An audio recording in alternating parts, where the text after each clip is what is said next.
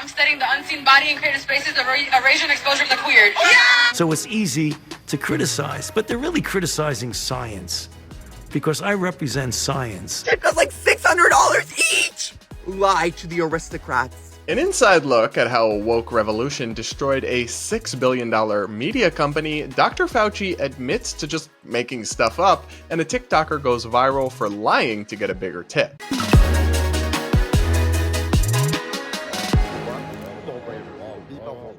All this and so much more is coming up on today's episode of Brad vs. Everyone, my daily series where I take on the craziest ideas from across the internet and across our politics from a center-right, independent perspective. If you're new here, please consider subscribing and sticking around. We don't bite. We're building a really great community here. And if you're a returning viewer, you already know what I'm going to say. Don't forget to hit that like button and please comment with your thoughts. I do read the comments and I pick a few to respond to in every episode. Now, before we get into all our serious talk for today, I want to show you guys a really funny video I came across. As you probably know, the end of May and early June is graduation season, and a lot of college graduates are heading out into the world for the first time. So this hilarious video of NYU graduates explaining their made-up majors under NYU's individualized field of study major is going viral yet again, and I made a spoof video on TikTok reacting to it. It's already got over 1 million views. Take a look.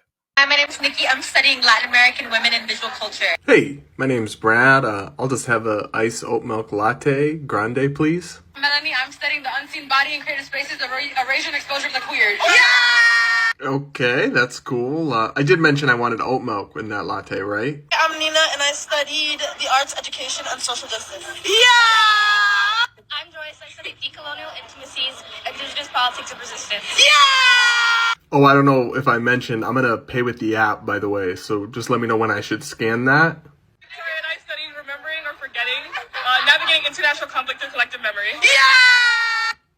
Hi, I'm Yvonne, and I study monstrosity, the subaltern praxis. Or should I say I created it? Hello? Is somebody gonna get to that latte? I've been waiting a while here. Hi, I'm Kira, and I study textiles and environmental justice. Yeah!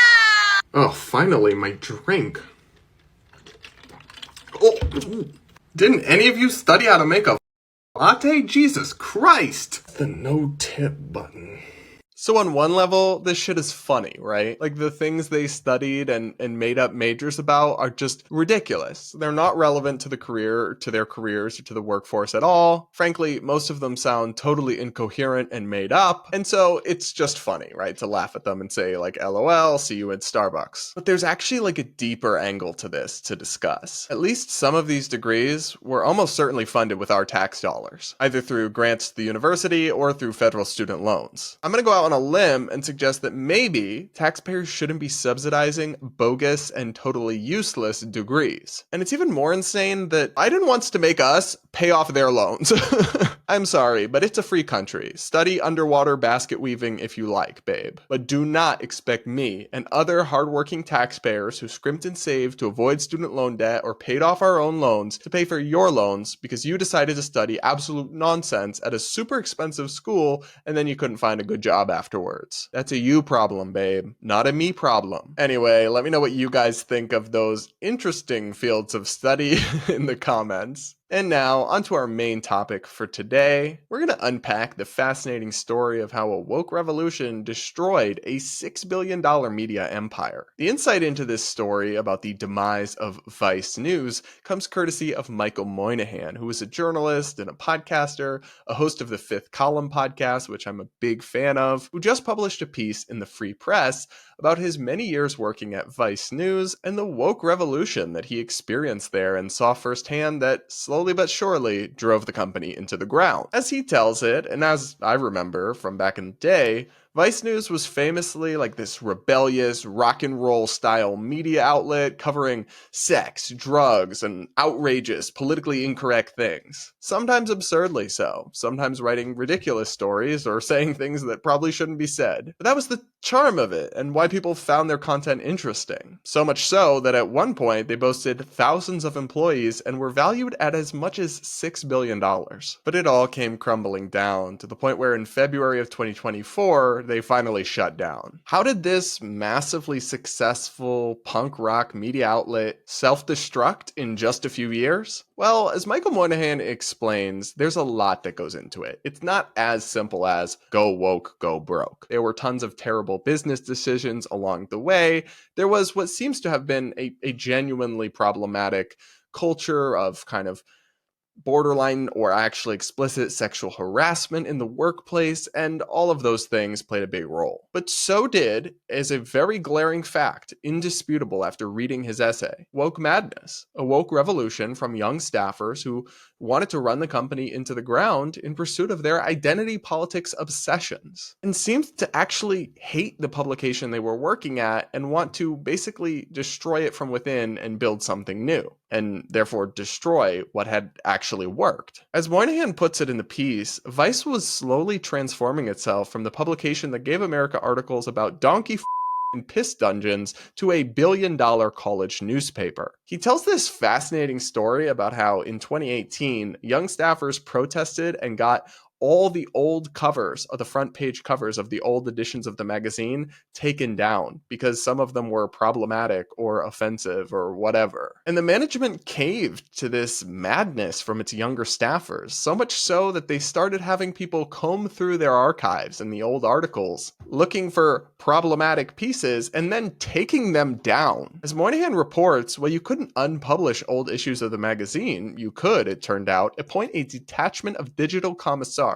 tasked with removing ideological deviations from the online archives. Browse old Vice articles on the website and you'll periodically come across stories that have been discreetly memory holed, replaced with this rather bloodless verdict. We have concluded that this article does not meet Vice Media Group's editorial standards. It has been removed. So slowly but surely, this youth revolution at Vice turned against everything that had made it successful in the first place. The outrageousness, the explicitness, the taboo and boundary pushing. And of course, like any good institution infected by woke madness, the new Vice News was taken over by DEI insanity. For example, Moynihan reports that after he hosted a successful panel show in 2016, he was abruptly disinvited from further pre-production meetings and explicitly told that while everyone liked him and the show was doing good numbers, it was determined that a, quote, more diverse host was required. So basically, you can't host this show because you're a straight white man. Sounds illegal,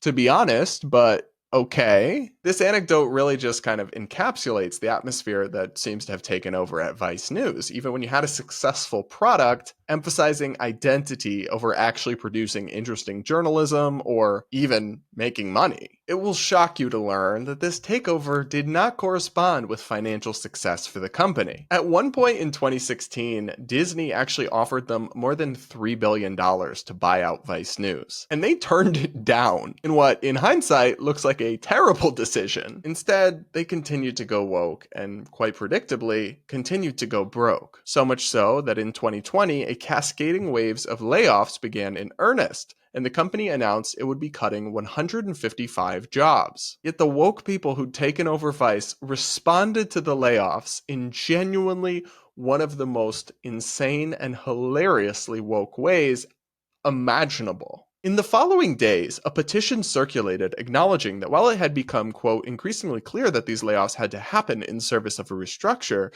they had one narrow objection to the firings. 2 of the cashiered journalists were transgender.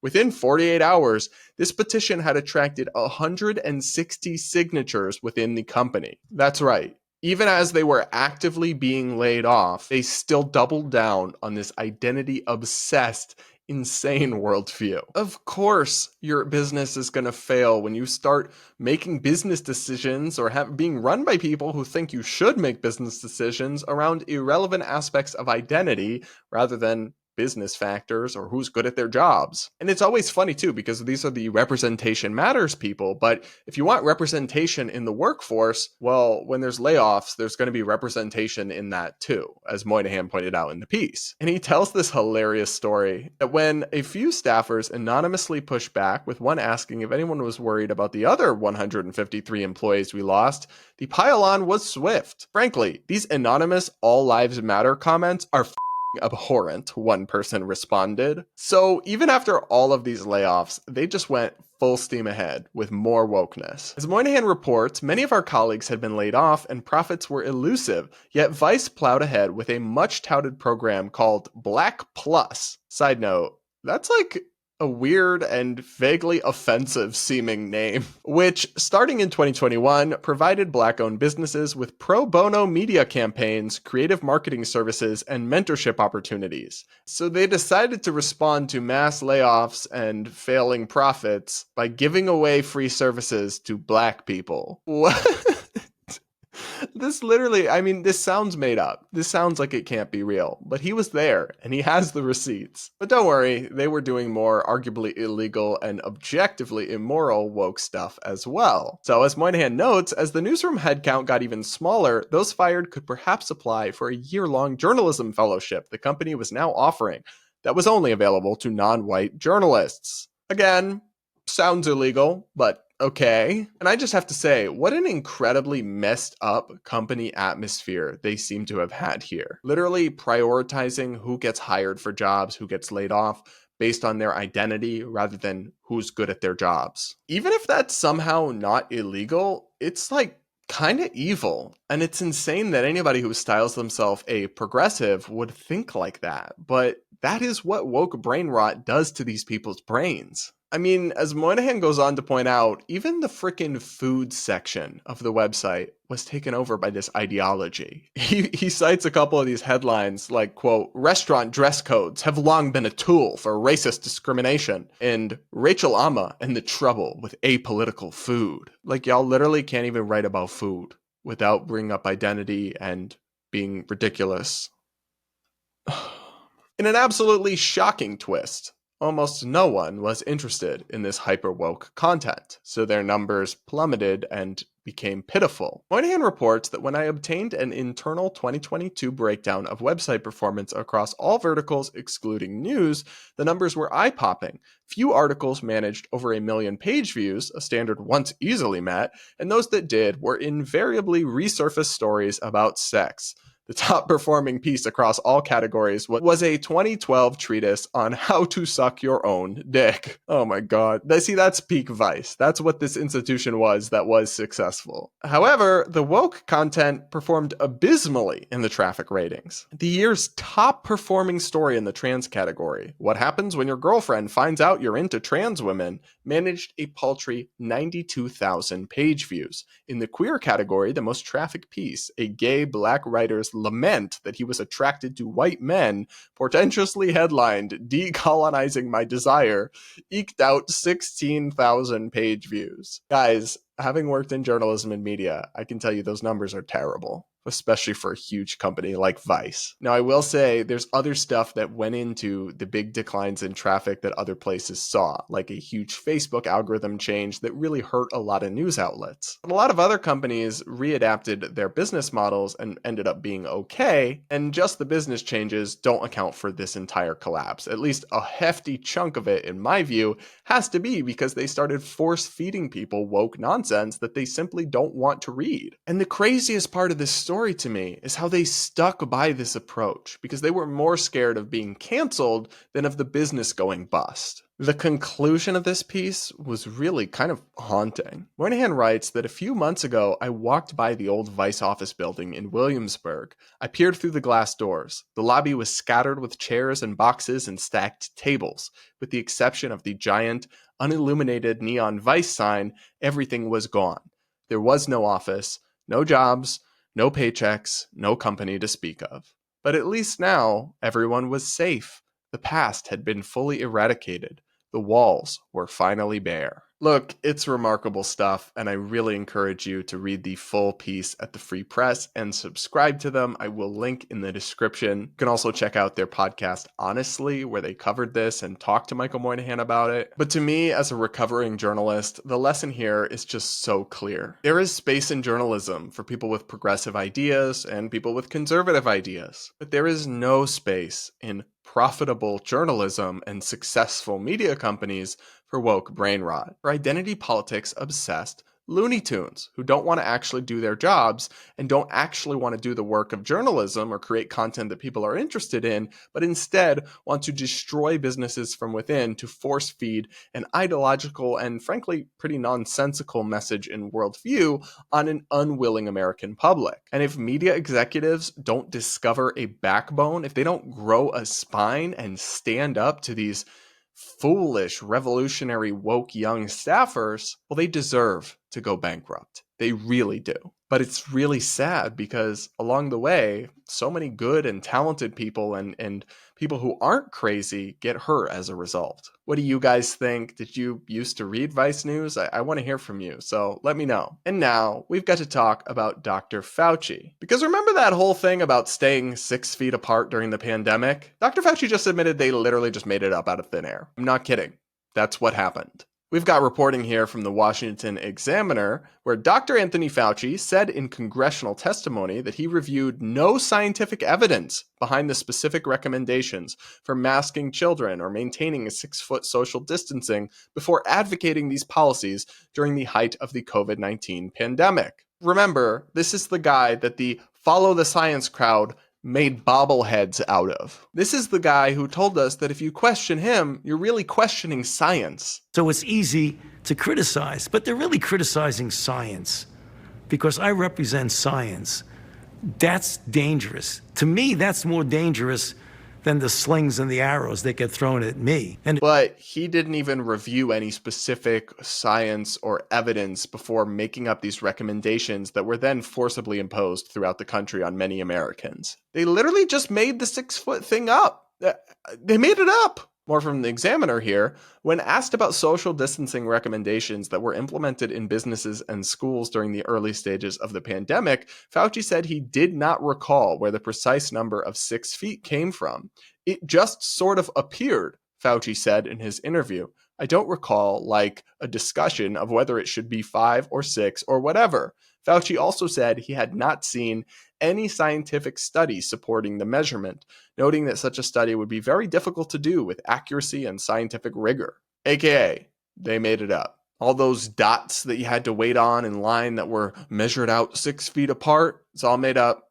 None of it was based on anything. It was a bizarre and frankly slightly cultish form of security theater, forced on us by bureaucrats and experts who thought we were too stupid to notice or ever hold them accountable for lying to us or just making things up as they went along. But we're not. And Dr. Fauci's reputation and popularity has plummeted for this exact reason. What disturbs me is how much damage they've done, though, outside of COVID, simply to health and medicine and people's trust in experts entirely, to the point where you regularly see stuff, not just of people criticizing, COVID vaccines, but also you see people, again, believing this nonsense about how everyday vaccines cause autism or just not vaccinating their kids with the normal vaccines or all this very harmful stuff that has no basis in reality and is really dangerous and misguided because they don't trust the experts or the establishment at all anymore. I understand why they would feel that way, although I still think what they're doing is wrong and they're making mistakes. And I partially blame Dr. Fauci and the experts who,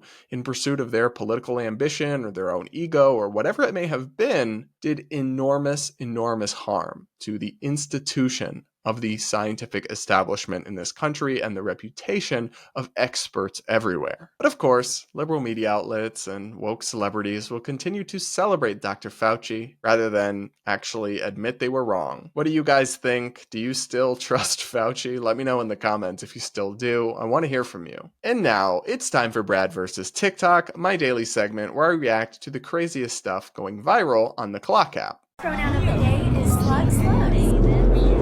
If you're new here, make sure you're subscribed and don't forget to hit that like button as we go along. Now, this waiter's TikTok is going viral because he lied to get a bigger tip. Why have trauma if you're not going to use it? Because we just had 50 people rent out our back dining room and me and my coworker go up to them for a drink order and the one guy's like, who picked this place? A little dingy? I give him a dirty look, but I'm not going to start a fight in the beginning. So we get their drinks out to them. The same man is like, my martini's a little watered down. So I have the bartender go out and make it in front of him. He has the nerve to tell the bartender that it seems like we're doing half shots. So the bartender gives him a double and then he complains that it's too strong. So we get the food order in every 5 minutes. They're like, where's our food? And I'm like, guys, just a few minutes, you have like 50 people. The one girl who was helping me, who's like 14 years old, comes up to me like crying. She's like, I messed up and I forgot to put in like 8 of their entrees. I'm like, oh my God, it's been like 40 minutes. But I'm like, okay, it's fine. I run out to them. I'm like, guys, I'm really sorry. I could probably lose my job for telling you this, but I've just been like really off my game today. Like I forgot to put in some of your food items. The same guy who was complaining about our martinis, he's like, ugh, we should have known when you messed up the drinks in the beginning. I stare him directly in his eyes. I'm like, the sheriff called me to tell me that my mom was in a terrible accident and didn't make it. They're all like, the same guy almost chokes on his olive in his martini, and they're like, oh my God, we're so sorry for being so impatient. We're the worst kind of people. I'm like, no guys, I'm so sorry. I messed up. They're like, no, we're so sorry. I run back there. The little girl is like literally laughing, and the food comes out. They literally had the most awkward conversations, being like, we're such terrible people for the rest of their meal, and tipped us like $600 each. Lie to the aristocrats. So, it's giving unhinged? It's giving fraud? Now look, let me preface this by saying that I have a lot of respect for people in the service industry. I don't think I could ever do it, and they have to put up with so much abuse and so much mistreatment, and it sounds like these people were being real jerks, and I really think that's horrible. But I still don't think it's okay to lie to people, or lie especially about having a dead mom when that's not actually, it did not happen that day. His mom may have passed, but he's done this in other videos where he admits to lying to customers, always using his dead mom and telling them as if it just happened.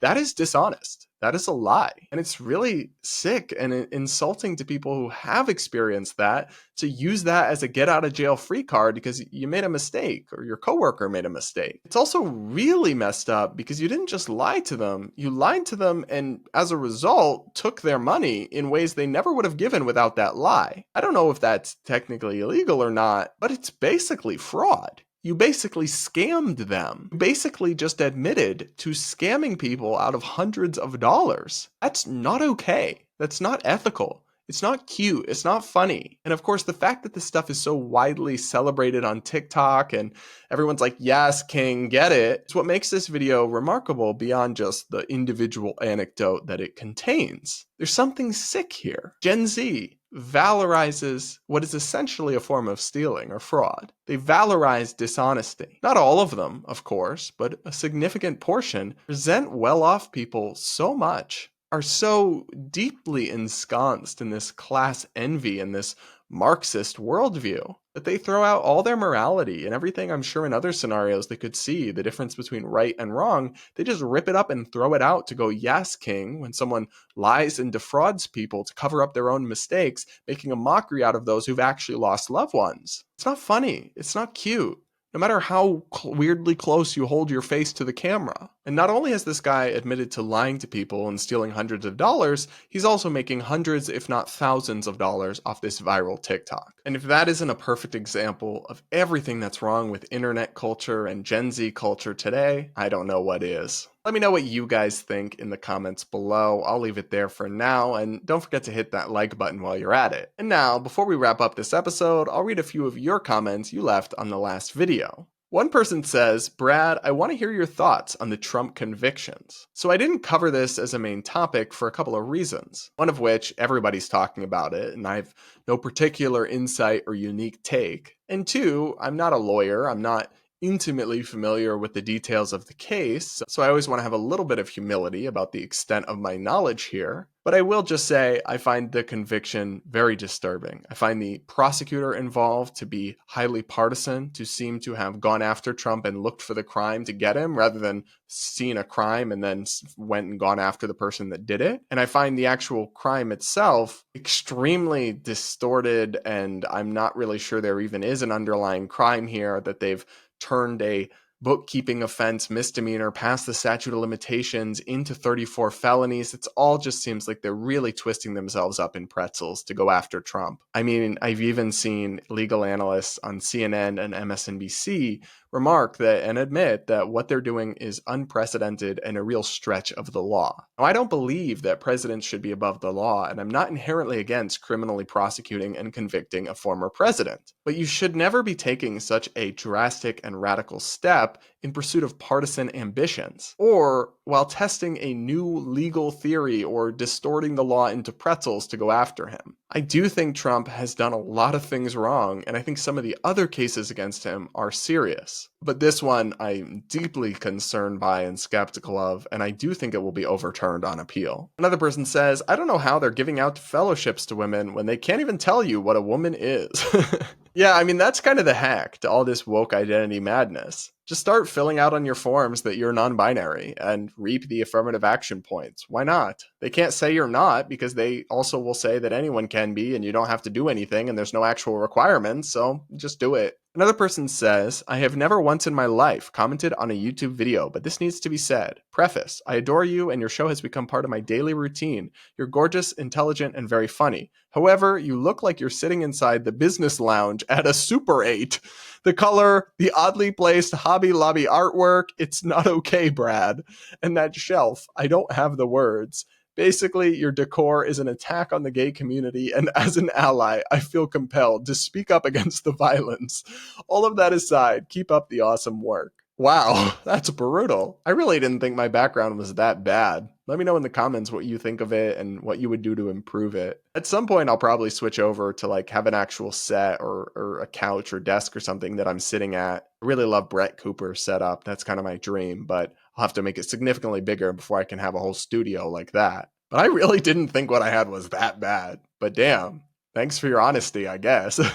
Another person said, Brad, for real, what's wrong with your ears? WTF. For the last time, people, nothing is wrong with my ears. They're kind of normal-ish, and they work, and they can hear things. I think they just look a little funny on camera for whatever reason. But I've never really been bothered by these kinds of comments because if haters or critics, or maybe this guy's just joking and he's a fan, but just generally speaking, if they have to go after my appearance, it means they don't have anything to say or anything to point out about my argument. So it's actually a sign I'm doing something right, if you ask me. Alright guys, that's it for today's episode. Thanks so much for tuning in and joining me on Brad vs. Everyone, my daily show. If you're new here, please consider subscribing and sticking around. And regardless, don't forget to hit that like button and comment with your thoughts. I do read the comments and I'll pick a few from today's episode to respond to tomorrow. With that, we'll talk again tomorrow.